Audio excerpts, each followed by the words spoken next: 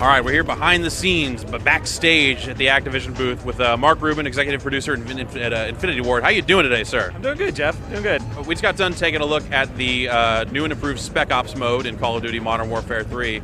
Now, what can you tell us about the original Spec Ops stuff from Modern Warfare 2? Is that carried forward into this game? So on Modern Warfare 2, we introduced the new mode, Spec Ops mode.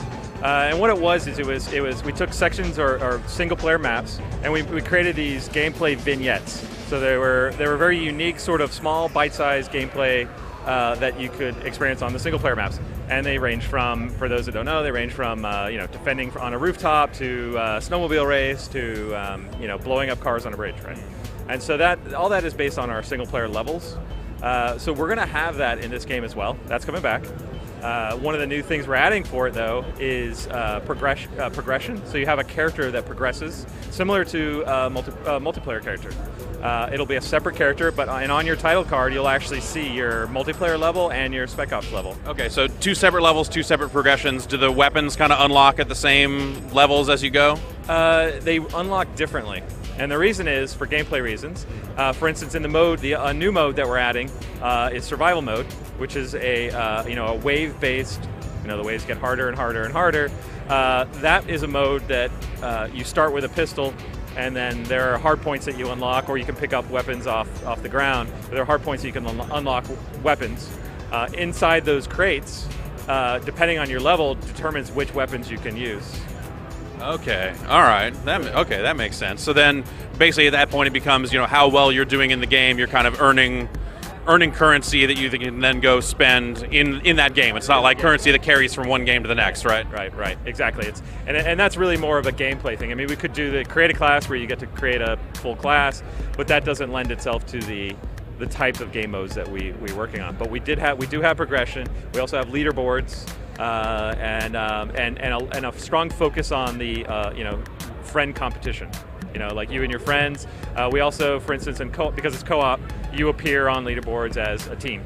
So you and I played, and we will be on the leaderboards as a team. Okay. We played through, I guess, probably about 14 waves or so, and it seemed like the progression in those waves, you start getting harder and harder enemies. Like, how crazy does it get? It starts out with just regular kind of Call of Duty fodder enemies going down, but by the end it got pretty crazy. It got pretty crazy. I mean, there's points where you have exploding dogs, helicopters, juggernauts, guys that have gas tanks on their backs that explode and leave clouds of gas. Will there be juggernaut dogs?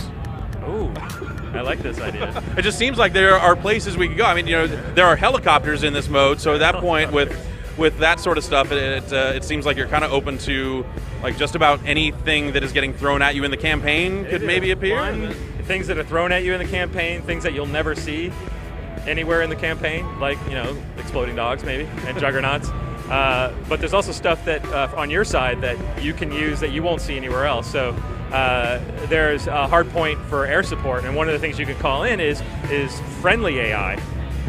So you got a squad of friendly AI, and there's two different kinds of squads right now that we're talking about, or showing today at E3. One is just sort of a normal soldier Delta squad, and then another one that has equipped with riot shields. And the key with that is they will follow you around the map and stick with you and sort of form a formation around you and take out enemy guys for you.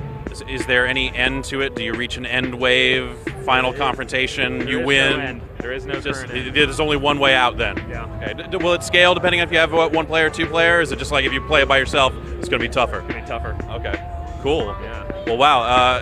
It looks pretty cool. I'm anxious to hear more about other multiplayer details. That stuff sounds cool. So we're releasing that soon. Cool. Well, thank you very much for your time, sir. Yeah. Thanks, Jeff. Yeah.